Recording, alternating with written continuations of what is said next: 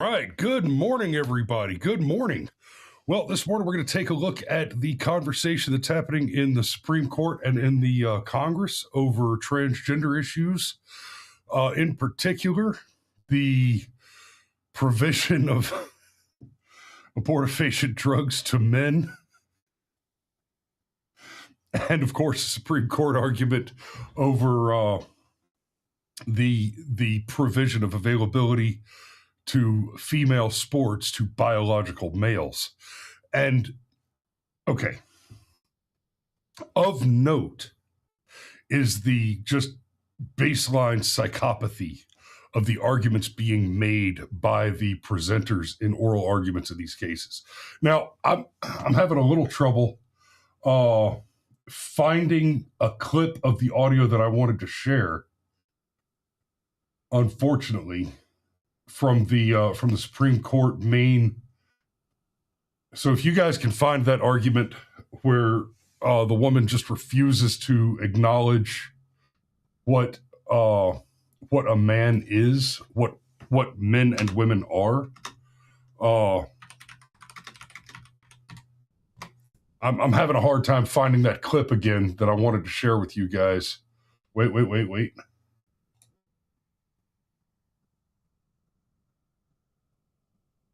I found it. Okay, cool. So I've got two clips I want to play for you. In particular, Sergeant Major says KJB was a mess. Dad, I tell you what, if you've got a clip to go along with that comment, send it over, and I'll share that as well. And I tell you what, guys, X is turning out to be one of the best places ever to find video clips. It used to be YouTube or Google. With X, you get people making commentary. So you get people sharing the clips with their individual comments instead of sharing the clips and then leaving comments on them.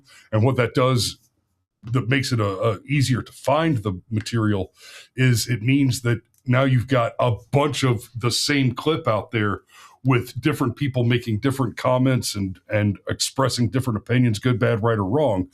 It increases the amount of data available to search for the clips. So you can search, so here we've got, for example, this one. So this is actually Alito asking the questions and the ACLU lawyer here to answer.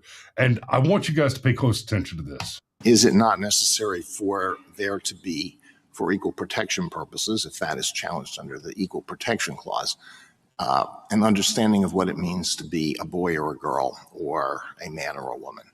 Yes, Your Honor. And what is that definition for equal protection purposes? What does it mean to be? Okay, so the core of the argument behind the question that he's asking is the idea is that we have equal protection under the law, right? That's 14th Amendment territory. And the ACLU is arguing that there is a special category that should be carved out for people based on their identity. And now the justice is asking, okay, that's a fair argument.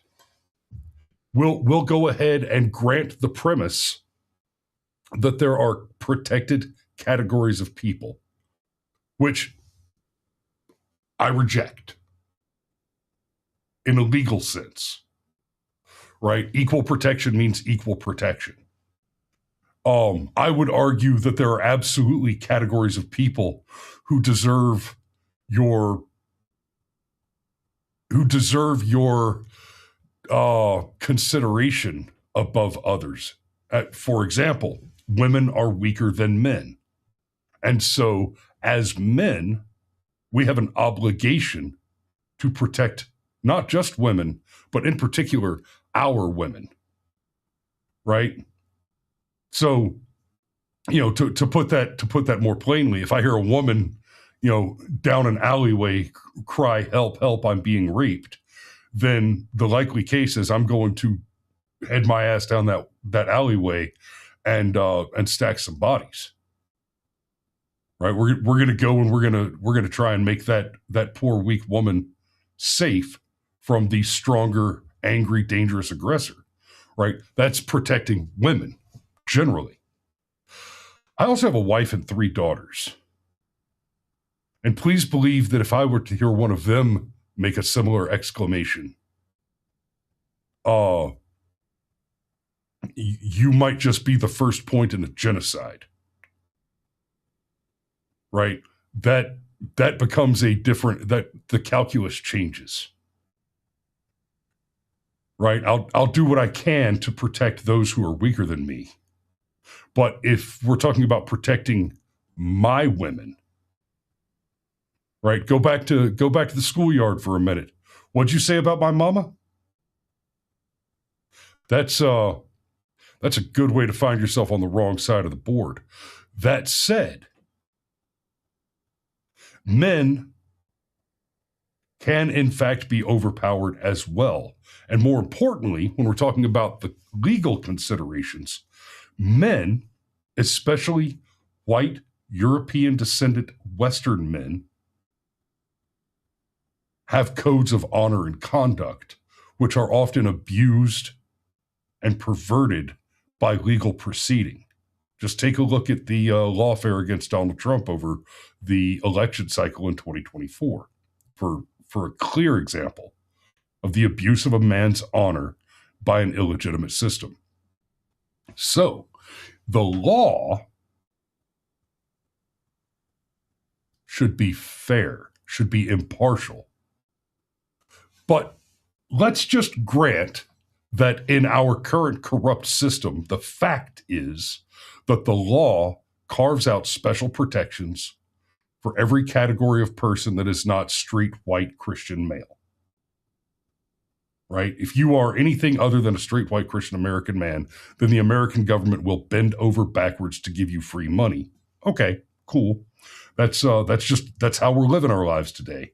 And the justice here is asking the question, if there is going to be a category, then how can that category be defined? Because in order for there to be a category, this is what categories are by definition, the category must define what its constituent members are, what belongs in the category, right? If I make a distinction between pens and pencils, then there has to be an actual distinction. Is the distinction that one has a button and the other one doesn't? Well, if that's the case, then where does the mechanical pencil go? Oh, the distinction is that one uses ink and one uses graphite. Okay, that's a different distinction. Is it the case then that ink using writing devices and graphite using writing devices are 2 categories which are further subdivided by whether or not they have a button to operate them? Because, my man, there is such a thing as a quill that's dipped in ink. No button, just a feather. Swishy, swishy, right? Where does that one go? So now you have pencil, mechanical pencil, pen, writing pen, boligrafo, ball pen, right? Quill. Okay. Distinct categories. And they have distinct, discrete, definitive, segregating discernments that are made to categorize them. Well, for genetic plumbing, we've got 2 categories. There are 2 categories, male, female, and both. But that's only 2 categories, because that third category is an anomaly. It's an anomaly that is so rare that the likelihood that any of you actually knows a person who is both is vanishingly small. Of the thousands of people that I've met traveling the world, I personally know one who's actually double plumbed, as it were. It is the occurrence is vanishingly rare. And that category does not get special consideration. However, you bring somebody forward who has a clear mental illness, and suddenly we have, because the left is the party of mental illness. And that is not to say that they work on behalf of the mentally ill. That is to say they are the party to whom the mentally ill are most readily attracted. Because we have a party that is actively in support of mental illness, knowing that mental illness, cognitive inadequacy, is a key factor in convincing people to vote for their own destruction.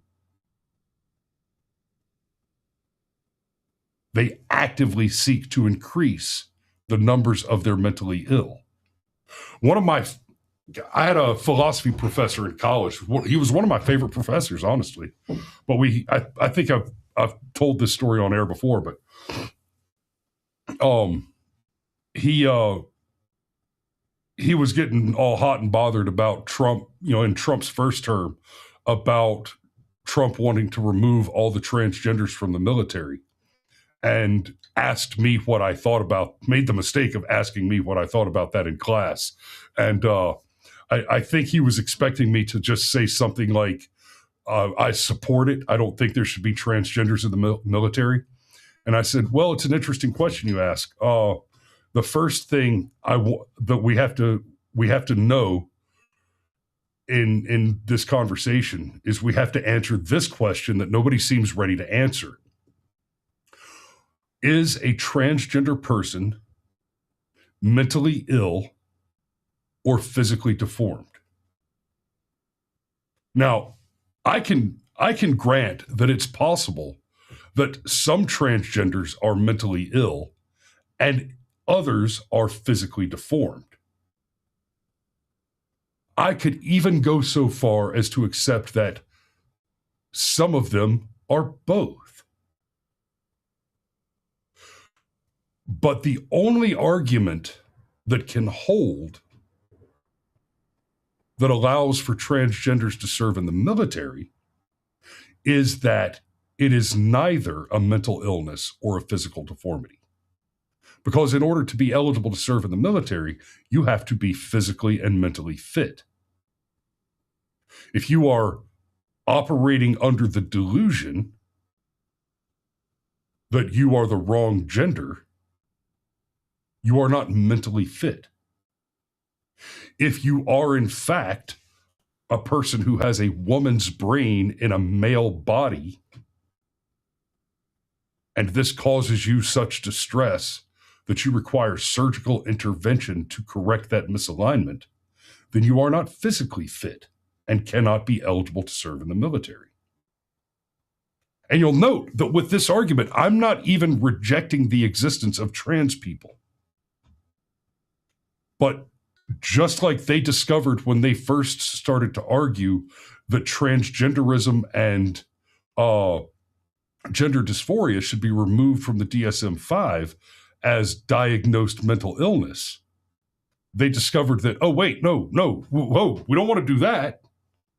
Because if we don't have a diagnosed illness, we don't have an official diagnosis, then we can't get the free surgery and the free drugs that we want to get. We need that diagnosis so that we can get our gives from the government. And so, I asked the question, excuse me a second, when the weather gets like this, my chair starts to slip on me. There we go. I start to get too low on the desk. I don't want to talk to you like this. I want to talk to you like this. Posture matters. Anyway, so if Pitt Danny says the military is not a social experiment, 100%. That is correct. The military is not a social experiment, right? The don't ask, don't tell policy that Bill Clinton signed into law back in the 90s, right? Let me tell you something about war fighters. I was never concerned that my battle buddy was going to suddenly want a piece of my sweet ass downrange, and that was going to cause me a serious problem. Right? By and large, soldiers in the military did not care if other soldiers were gay. They didn't. It was not of concern. Right? And it could have been It could have been that when Obama managed to get the Don't Ask, Don't Tell law repealed and removed, that it could have just been done quietly and everybody go about their business and live and just go live their lives. We had homosexuals in the military while I was there before and after Don't Ask, Don't Tell. And nobody cared. It wasn't a problem. By and large, Don't Ask, Don't Tell was only used to remove soldiers from service if there was some other reason that the unit or the military wanted to get rid of them. Right? You've got a shitbag who's fat, can't do PT, can't carry his load, is bad at his job, and don't ask and just happens to be gay. Then the Don't Ask, Don't Tell was a convenient mechanism to remove them from service. Kind of like the adultery rule, right? You know, it's not illegal to cheat on your wife as a civilian in the real world. That is, if you're in the military, however, that is a violation of the Uniform Code of Military Justice. You can be removed from that. But it doesn't happen. Right? You'll hear shithead young soldiers often talk about their TD wives. Or we'll joke about how soldiers get married early and often. Right? I mean, I was active duty. My wife was active duty. When we met, we were both active duty. We've been married for almost 20 years. Right? Happily and faithfully. But let's not pretend like warfighters don't. I mean, some of our warfighters are just men who do the do, and that goes a certain way sometimes. But you know, when you get thrown out for the crime of adultery, when you get caught doing some other shady shit and you got to go, and this just happens to be the one that we can cram through UCMJ conveniently. But then we get rid of Don't Ask, Don't Tell, and what happens? I got pulled off of mission. Right? That means I had to pack up my soldiers onto an armored convoy and take a convoy across a combat zone to a second location, a thing that we made it a point only to do when it was strategically necessary. Refit equipment, reload supplies, or to actually conduct mission. Right? You don't do convoy for no good reason because it's fucking dangerous.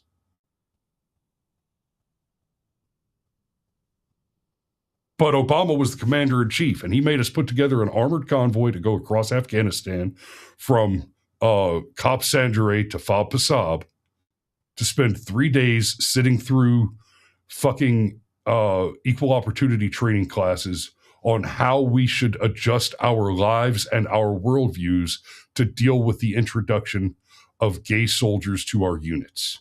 And to explain to us that if you have a religious concern about about being a roommate with a homosexual in the Army, then it is unlawful for you to voice that concern because that would be bigoted.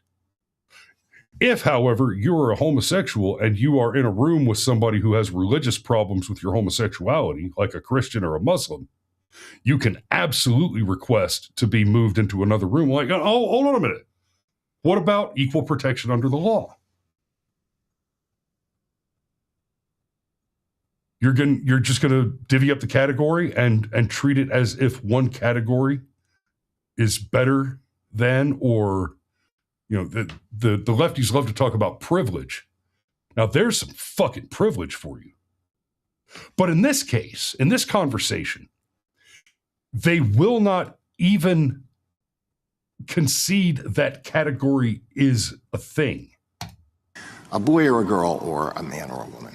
Sorry, I misunderstood your question. I think that the underlying enactment, whatever it was, the policy, the law, we'd have to have an understanding of how the state or the government was just understanding that term to figure out whether or not someone was excluded. We do not have a definition for the court. And we don't take issue with we're not disputing the definition here. What we're saying is that the way it applies in practice is to exclude birth sex males categorically from women's teams, and that there's a subset of those birth sex males where it doesn't make sense to do so according to the state's own interest. Well, how can a court determine whether there's discrimination on the basis of sex without knowing what sex means for equal protection purposes. How can you determine what discrimination means without determining what sex means? Right? He's not even asking her in particular for a definition of what is a man or what is a woman. The question he asked was, what is sex? Right? The only complex ambiguity that any person of any linguistic capacity should have there is to ask the clarifying question, do you mean sex as a verb or a noun? Right? If one of my kids came and asked me, Daddy, what is sex? I'd have to say, okay, hold up.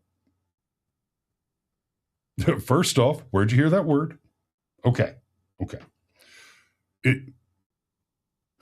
Because if I ask them if they mean it as a verb or a noun, then that starts a whole other conversation. Where did you hear that word? I was answering questions on. I was answering demographic questions. Why are you answering demographic questions? Well, it was for this class. Okay, what did they ask? Well, there was a checkbox. It said sex, M.F. other, with little lines. And then you get, okay, so they meant it as a noun, and that what that means, that's if you're a boy or a girl. Boy, girl, those are the two sexes, right? Boys are male, girls are female. Well, what is other? There is no other. It's a binary question. Binary, right? What do you call an Indian who doesn't have a gender? Non-binary. I stumbled across that one yesterday, and I just about pissed myself.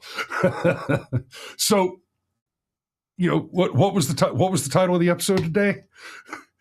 Yes, don't be fooled. They really are sending their best and brightest. So to be clear, the clip we were just listening to, that is not Dr. Verma. That's the, I don't know her name. That's the ACLU lawyer that was sent. But the answer to the question, it's baffling, right?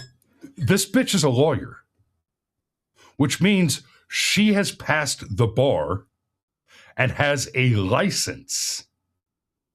We're going to get to that in a minute. The license, because we're going to look at Dr. Verma in a minute here too. And the license. These people have licenses. That's an indictment of the entire system. I'll get back to that in a minute though. So the question she's being asked isn't even what is a man or what is a woman. It's what is sex. And this woman, who is a professional litigator, has just appeared in front of the Supreme Court and been asked one of the most predictable possible questions. Right? One of the first rules of law after the very basic, like the first rule of law that you're taught in law school is essentially crime is harm. In order to show that there was a crime, you have to show that there was a victim who is seeking to be made whole by the system of justice. Right? He stole my chocolate bar, give him back his candy bar. That's basics. Right? The victim had a candy bar. That was his private personal property. The assailant took the candy bar. The victim seeks to have the candy bar restored. That's basics, right? But the second rule of law is you never ask a question you don't already know the answer to. So the judge just asked a question, what is sex? He knows the answer. He knows the answer. This woman appeared before the Supreme Court to argue the question of whether or not people based on their sex identity, on their gender identity, and let me be clear, gender, you'll hear the lefties say, oh, such and such is a social construct. Gender is a construct. And insofar as It is a word that was made up in order to confuse the question of what sex is. John Money was not a scientist. John Money was a perverted sociopath and child abuser. John Money was a less moral medical professional than any doctor employed by the Nazi Party. John Money was a worse monster than Hitler. Which, yeah, I mean, that's not too hard. I could think of a dozen people who were worse than Hitler, but he's the one that everybody runs to. So, got to reach that younger audience, and literacy isn't exactly their strong point. I don't expect them to know about Mao Zedong or anybody else that was a real monster. Anyway, this bitch showed up in front of the Supreme Court to argue, and it didn't occur to her that she should know what the word sex means. That didn't come up in your prep? You're going to go argue before the Supreme Court in a world where Matt Walsh made the documentary, What is a Woman? And you're not going to show up with having at least basic definitions in your head. What do I say when they ask, what is a woman? What do I say when they ask, what is a man? What do I say when they ask, can a man get pregnant? What do I say when they ask, what is sex? Right? What do I say when they ask, why do men in women's sports always win everything? In fact, the real question is, why do mediocre men who performed mediocre or below average in men's sports, dominate women's sports to devastating results? Honey, these are some questions that everybody's been asking your people, meaning lefties and ACLU advocates. We've been asking you fucking retards for over a decade. How did it not occur to you that those are the questions that are going to arise in a conversation like this? This woman has a professional license to practice law. Now let's move on to, okay, before we move on to Dr. Verma, on the oral politics for her claims to have a solid 60-second summary. Let's take a look at this. If you did not tune into the Supreme Court hearing yesterday, here is my 60-second summary and my thoughts on the oral arguments. So the court heard two separate cases. Both of them were about whether states can protect women's sports by limiting female teams to biological females only. There was one moment during oral arguments that was jaw-dropping, and it really illustrated the insanity of the current situation that we are in. So Justice Alito asked, he said, for equal protection purposes, what does it mean to be a boy or a girl or a man or a woman?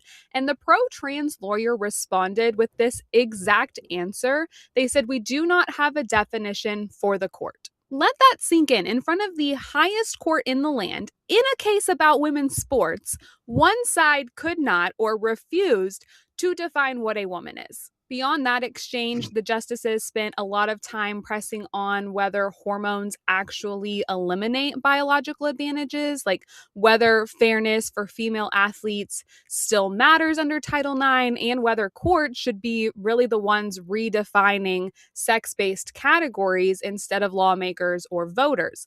How did we get here, guys? How did something that was uncontroversial for literally thousands of years turn into a Supreme Court question? Yeah, and she brings up a good point there about Title IX. Let me say this about men and women's sports, and then we'll move on to the can men get pregnant question. It has bothered me for the entire time we've been having this conversation about men and women's sports that we have not been having the conversation about women in men's sports. right? That conversation doesn't come up. The only controversy is men and women's sports. And there's a reason for that, because something that is overlooked, the reason that women's sports exist is not because men's sports exclude women. It is because women cannot compete with men in sports. That is almost universally true. There are a handful of sports out there. I can't think of any off the top of my head, but there are a handful of sports out there where men and women perform generally similarly, and there's not a defined category of men versus women's, right? You don't have men's football and women's football. You have NFL and you have women's football. You don't have men's basketball and women's basketball. You have the NBA and you have women's basketball, the WNBA. Why is that? Why is it not called men's basketball and women's basketball? Because there are rules in women's basketball, and this is football, volleyball, tennis. It doesn't matter. Pick your sports category with very few exceptions. Like there's not a women's NASCAR that I'm aware of. Maybe, but not that I've heard of. If there is, people watch it less than they do to the WNBA, which would be difficult. But the reason there's a WNBA and not an MNBA is because there's nothing in the rules of the NBA to prevent a woman from playing in the NBA. A man cannot play in the WNBA because the rules of the WNBA are that it is a sport for women only.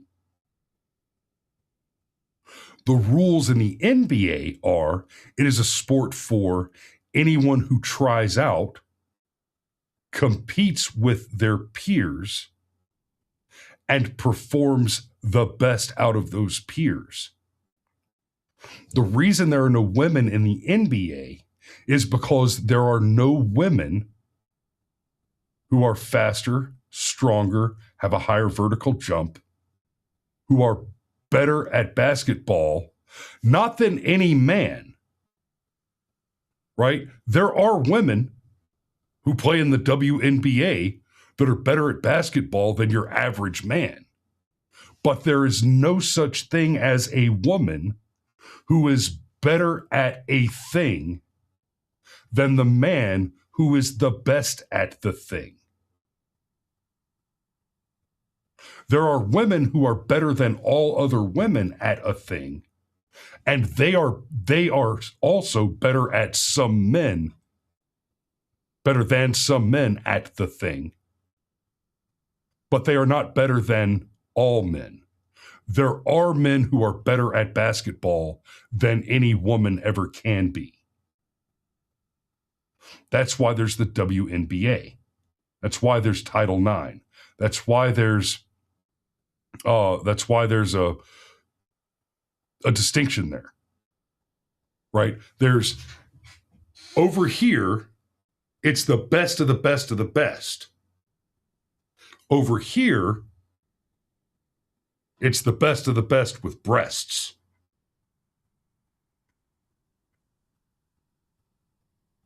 Right? I saw one the other day. Oh man, I wish I had this clip ready.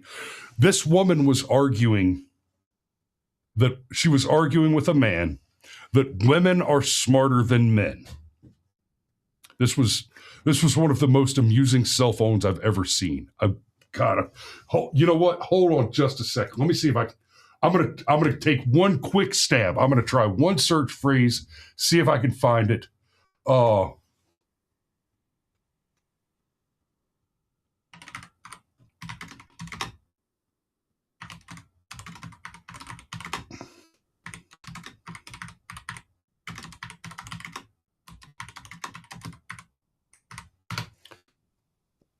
Come on, don't fail me now.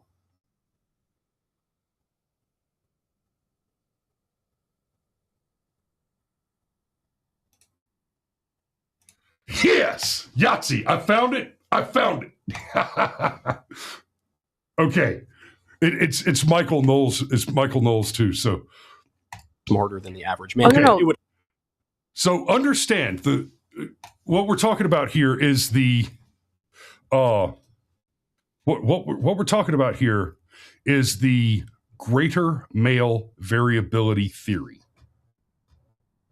right? The strongest men are stronger than all women.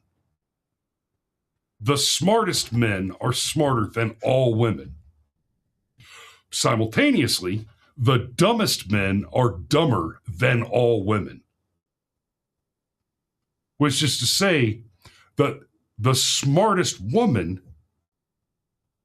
is smarter than most men. And women tend to cluster around the mean. Women tend to be, on average, more average than men. Fewer men tend to be average men. Men tend further out to the extremes. Larger, stronger, smarter, smaller, dumber, weaker, and not always all together. There's a lot of tiny little short dudes that can't do a push-up who are brilliant. And there's a lot of big, strong dudes who are dumb as a box of rocks. There's a reason the stereotype exists. Right? A 6.5-foot hyperpolyglot that can throw a fucking Jeep at you is a rare fucking bird. But I've never watched the whatever podcast outside of the occasional clip. This one struck me because, I mean, just the greatest self-own ever. So let me back it all the way up to the beginning of the clip. So why would God equip the average woman to be smarter than men? Do you think it's just for homeschooling their children? Again, the claim that you made at first, which is that men and women have bell curves, the men's bell curve being wider than the woman's, would not imply that the average woman is smarter than the average man. Oh, no. It would line them up.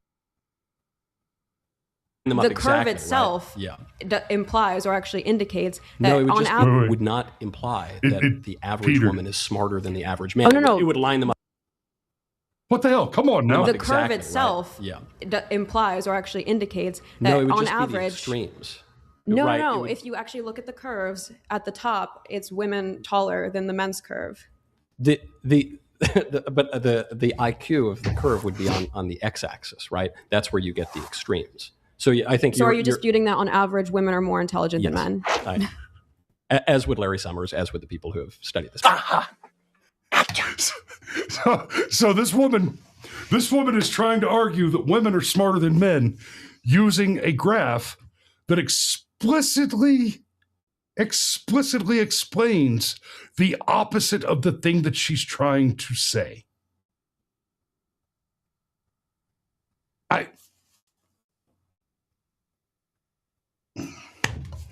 And the point is not that women are dumb. Right? That's not the point. That's not the argument. The point is that because of the greater variability of men, there are more men that are at the far end of the bell curve. There are more men who are extreme in the difference that they have between themselves and other men than there are women who have extreme differences between themselves and other women. Right? She was making the argument that because the center of the bell curve is taller, that means that women are smarter than men. Honey, the center of the bell curve is IQ 100. What it tells you is that for every 100 women you encounter, 50 of them have an IQ of exactly 100. That's what the bell curve says. And that for every 100 men you meet, only about 35 or 40 of them have an IQ of 100.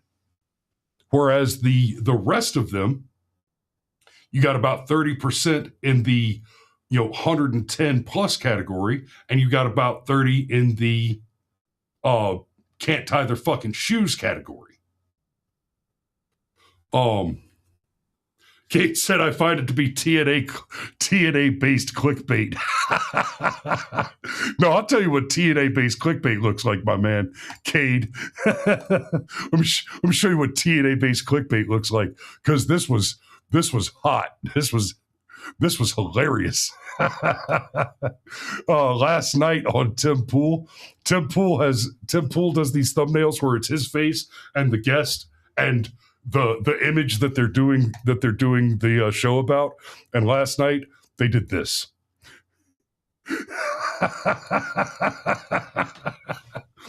I couldn't help myself with the had to bust out the Photoshop and change it to Titcast IRL because that was just too hard to ignore.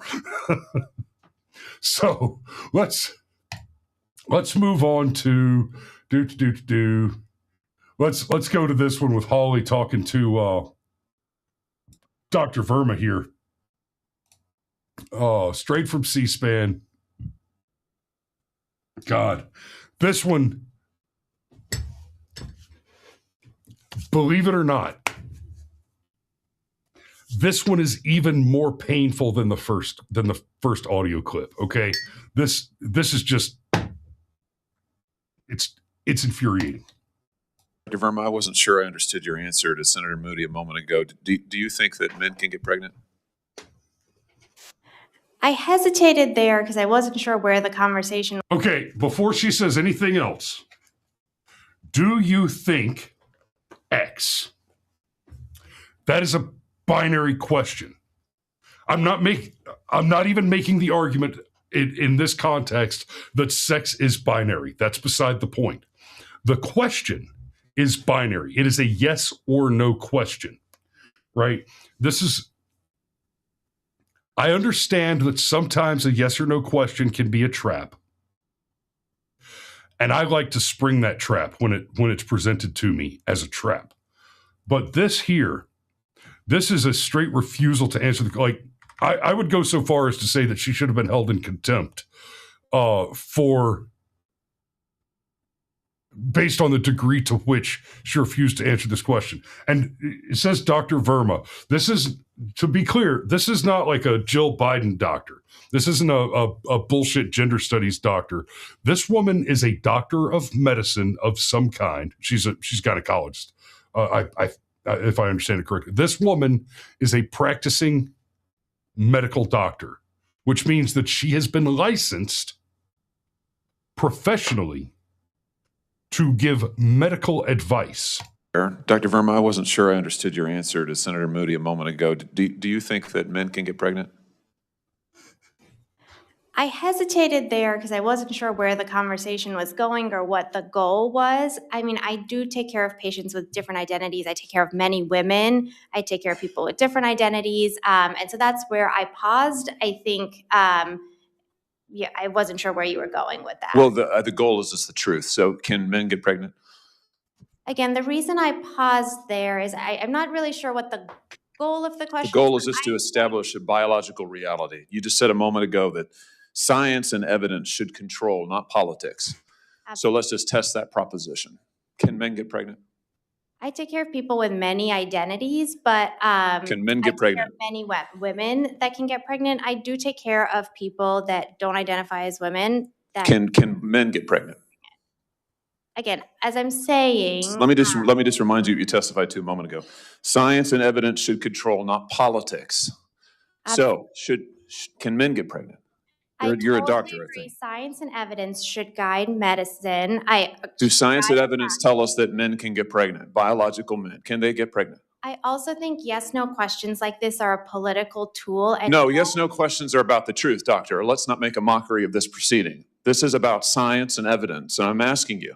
The United States Supreme Court just heard arguments yesterday at great length on this question. This is not a hypothetical question. This is not theoretical. It affects real people in their real lives. And you're here as an expert, called by the other side as an expert. And you've been telling us that you follow, right, you're a doctor, and you follow the science and the evidence. So I just want to know, based on the science, can men get pregnant? That's a yes or no question. It really is, I think. I think you're trying to reduce the complexity of a lot. I'm not. I'm trying to get, it's not complex. I'm trying to get to an answer, and I'm trying to test, frankly, your veracity as a medical professional and as a scientist. Can men get pregnant? I think you're also conflating This is male extraordinary. female with No, I'm not conflating male and female. They're two different things. There's biological men and there's biological women. And I want to know, can men get pregnant? What you were talking about is biological. You're not going to answer my question, it sounds like to me. Biological males. This isn't hard, doctor. So at the end of the day, he ends up asking her that question 11 times, and she refuses to answer it. 11 times, right? So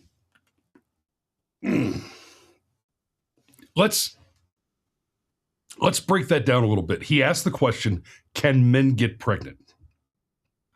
It is a binary question.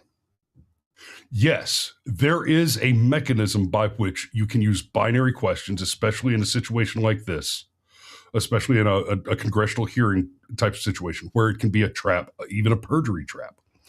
In this case, she could have answered either yes or no and still been playing with pretty fast and loose with the rules of biology, because the first question he asked was let me double check this before I put my foot in my mouth, but I think he asked, do you believe? Dr. Verma, I wasn't sure I understood your answer to Senator Moody a moment ago. Do you think that men can get pregnant?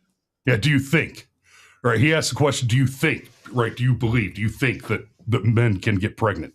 And she could have answered yes and meant that I believe that biological women who dress in man face and call themselves men are the same as men. Right? She could have said yes and still stuck with her whole pro-trans agenda and just made the argument that biological women who have not had their genitalia mutilated by applying a neophallus through the surgery where they transplant your forearm to your crotch can in fact get pregnant and have babies rather. Right? She could have given that answer. Yes, men can get pregnant. And obviously that could be followed up with, do you mean biological men who were born without ovaries and now identify as men, or do you mean, you could have just gone that. Patrick points out that woman practices at Emory in Atlanta. Yeah. And this actually brings us around to the larger piece that I want to spend more time on. And I know I'm already at 8:20, but I pointed out that the first woman had a license to practice law. This bitch has a license to practice medicine. Some state governments issue licenses to carry firearms. You have to apply and get tested for a license to drive. Right? Driver's license. Drivers are licensed in this country. How's that working out for us?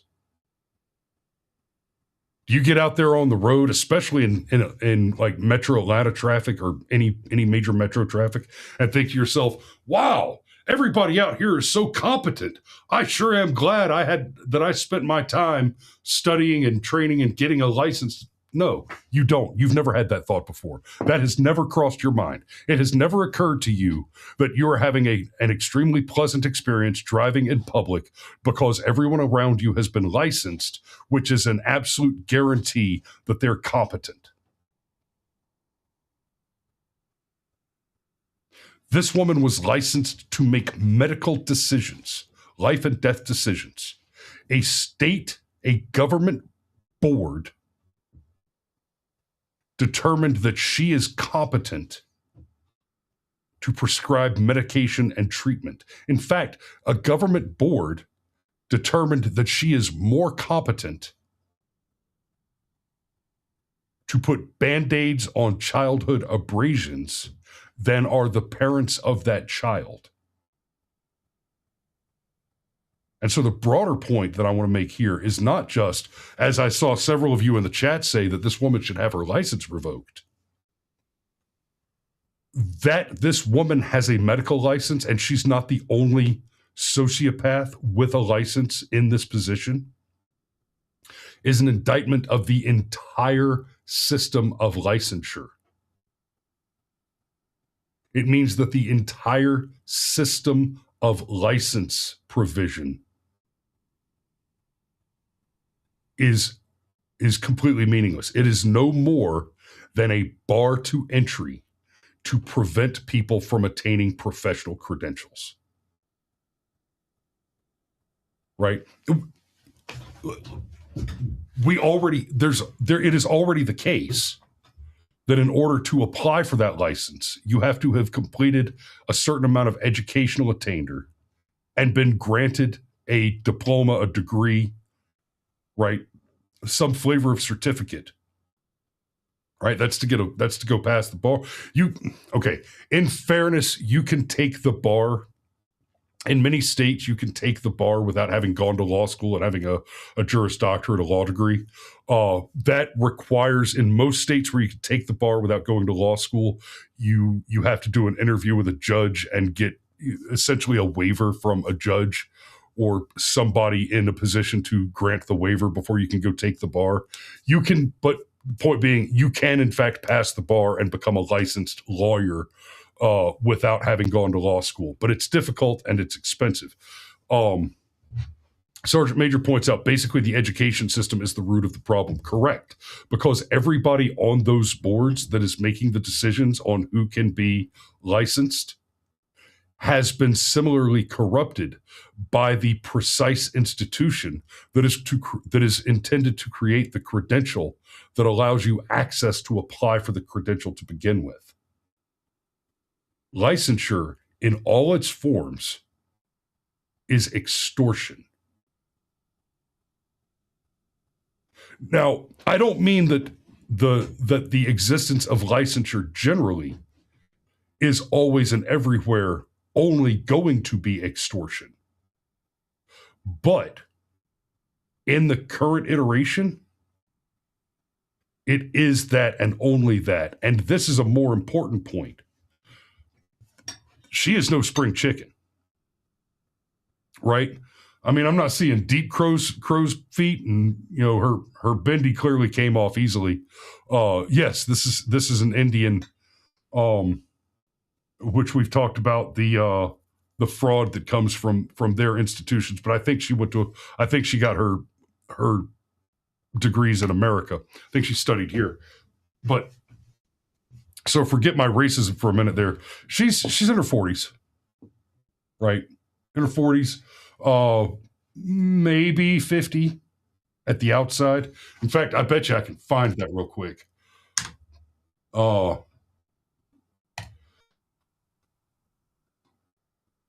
ask the question real quick. How old is Dr. Is it Varna or Verna? Verna.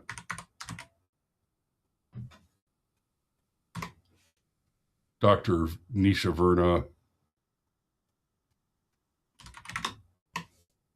How old is Dr. Nisha Verna?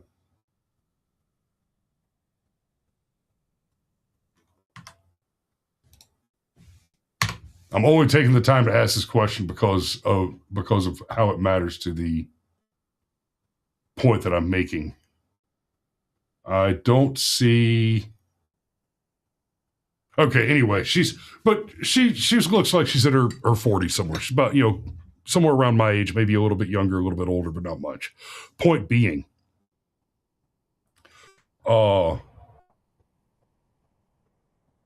it's not like she was just licensed yesterday or even in the last year or two. That means that this rot, this failure in the licensure system has been with us for at least 20 years. Now, you and I both know that it's been longer than that, right? You don't rewind in your memory back to your childhood in the 80s or the 70s or whenever it was and think to yourself, I really enjoyed driving because all the drivers were competent, were licensed for their extreme competence back then. No, you don't. There were less people, there was less congestion, there was less development. It may have been a generally more pleasant experience because there just weren't as many idiots, but it's not like you didn't run into them and run into them constantly.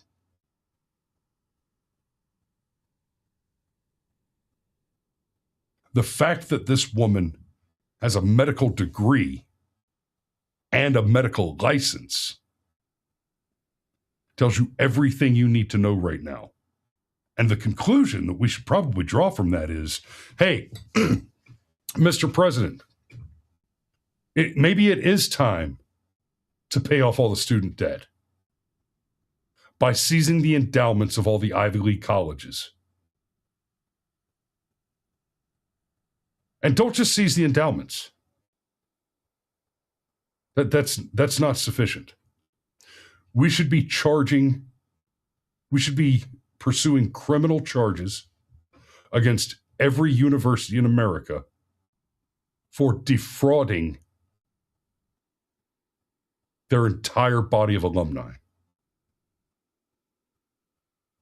They have committed a massive fraud on everyone who has ever been a customer and on the American taxpayer.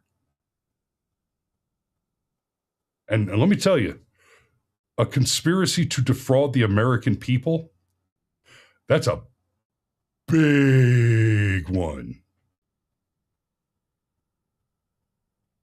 And that's how we should be looking at the entire body of academia today, as a massive conspiracy to defraud the American people. That's where I'm going to leave you this morning. Thanks for tuning in today, guys. I don't have a raid pulled up right now. Let me find a raid. Let me find us a raid real quick, because I still got to get the numbers in. I'm not going to send you to NFL playoffs. Let's see who's up. LFA, InfoWars, Alex Jones, Minneapolis in chaos. That's the Bubba Army again. You know what? We'll try out the Patriot News outlet.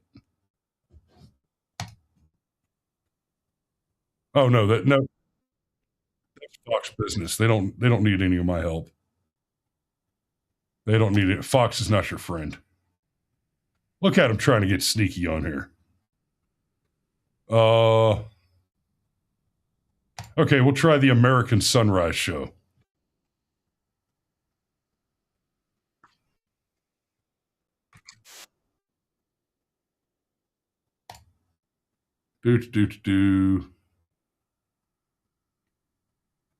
Oh, Sergeant Major says raid the cowboy. You mean, okay. You know what? I'll do it. I think that's this one.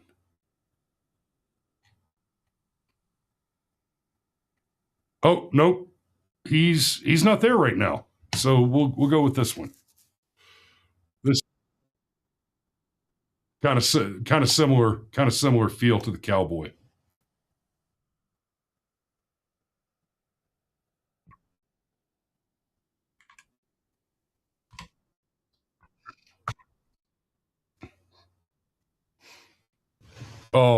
Yeah, I was going for Chad Prather, but he didn't come up in the initial search. So we'll go check out this. Go check out these LFA guys, and I'll see you guys over there. Y'all be safe out there, guys. Thanks for watching this morning. Real quick, while I've got you guys here, I'll go ahead and let me throw out some Gibbs for the goodies. See who wins.